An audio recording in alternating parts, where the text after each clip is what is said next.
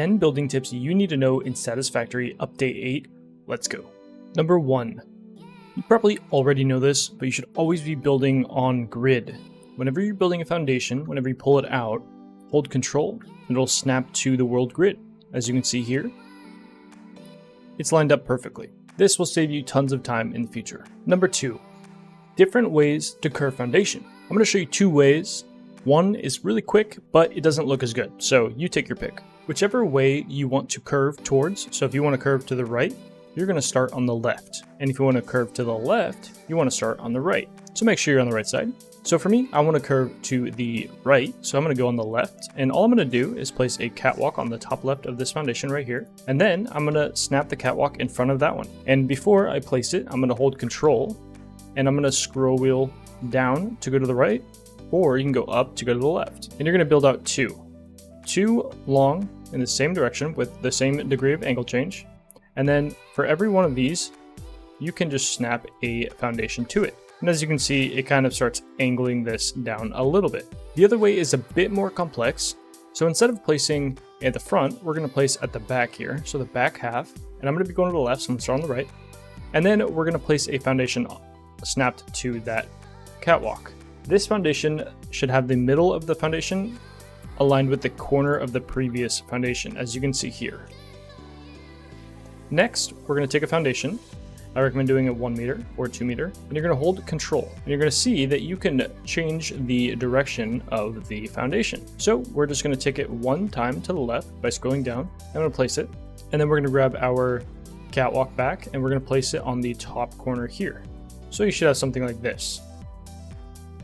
Next, we're going to attach to that catwalk, so right here, and then we can delete all of this right here. And then finally, you just have to place your foundation, snapping to the bottom of the foundation here. And we can delete this one. And as you can see, it's a lot less of a curve.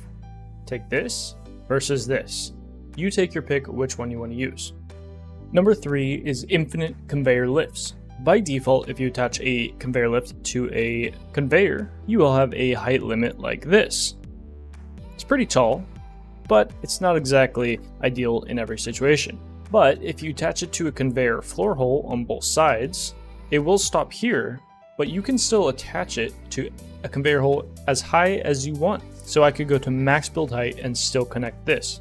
Keep in mind, it will cost more materials. And after building it, you can see it's all connected here. This is going to be especially useful for when you are doing a very high vertical bus.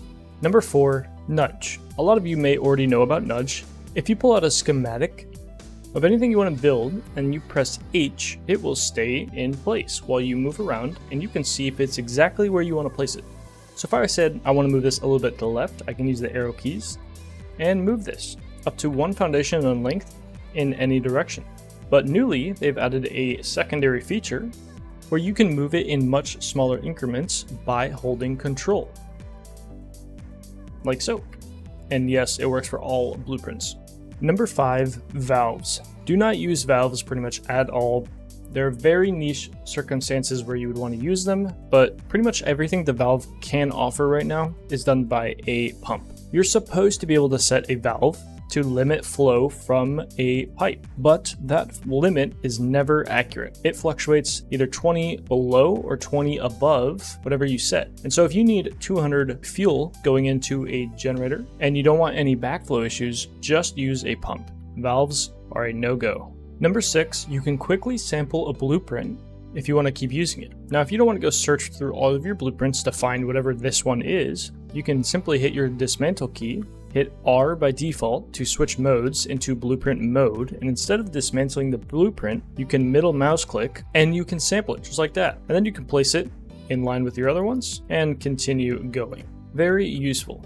Number 7, barriers make great snap points for foundations and walls. If I wanted to make a false wall, let's say to run power or some other logistics through without being seen and not wanting to use up a whole foundation's worth of space, you can use barriers to create new snap points. So let's place a barrier down, and I'm gonna grab a wall, and you can hold control and it will replace, and you just build. And now you have a new snap point for a wall, and you can build off of that wall. And anytime you want to make a new snap point, you can just add a barrier. And this works for foundations. So if you wanted to have a middle foundation here, all you do is look at the barrier. You don't have to hit control, you just look at the barrier, make sure it's lined up, and you can build. Take away your barrier, and now you have it exactly where you want it.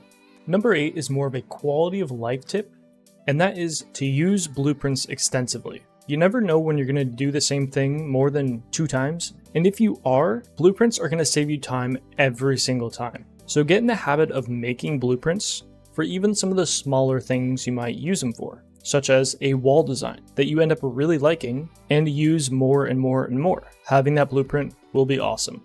Number 9, beams are one of the most versatile buildables in the game. If you select freeform mode, you can get some pretty cool angles that can be pretty fun to play around with. If you add some beams on top of them, you can make some pretty interesting builds. Number 10, whenever you are planning on building, expect it to be 50% bigger or more and to take longer than you first thought.